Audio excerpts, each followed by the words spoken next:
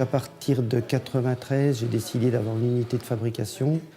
À partir de là, j'ai embauché des ouvriers de fabrication, des titulaires de BTS. Et en 2010, j'ai reconstruit ce bâtiment où nous sommes actuellement avec une structure de 9 personnes. J'apporte du bien-être, une autonomie fonctionnelle.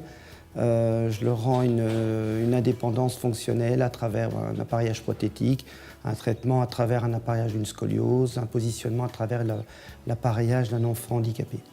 On a une très très forte scoliose dorsale avec un déséquilibre de l'enfant et on est chargé avec ce corset non pas de corriger la scoliose mais de la stabiliser pour éviter qu'elle s'aggrave. Donc on part de moulage en plâtre comme ça qu'on a moulé sur le patient en correction.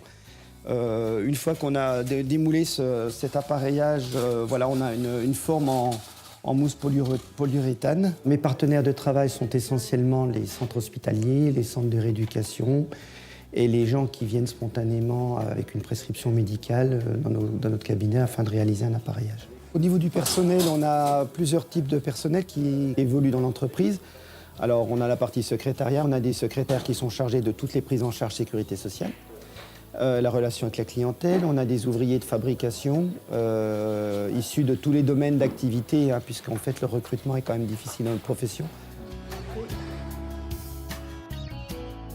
Donc là, Jérôme est en train de préparer les plaques de plastique qu'on va ramollir. Je mets en place de nouvelles technologies à travers l'outil de productivité qui nous permet de réaliser les appareillages plus rapidement.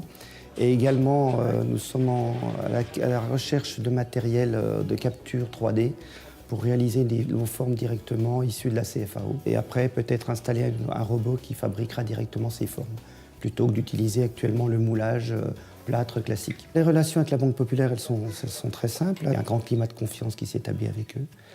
Et c'est un partenaire privilégié. Ce métier, c'est une aventure humaine. Tout ce travail permet de réaliser un projet d'envergure et puis de le développer, de progresser et de partager surtout. Donc là, vous avez un petit échantillonnage de l'appareillage qu'on réalise dans l'entreprise. Voilà, simplement, une grande satisfaction dans notre métier, c'est que quand on reçoit, par exemple, pour Noël, par exemple, un message d'une maman en disant ben voilà, ma petite louloute, joyeux Noël, ma petite louloute, elle marche avec sa prothèse et elle arrive même à courir. Et voilà, puis on voit le bonheur sur son visage, quoi.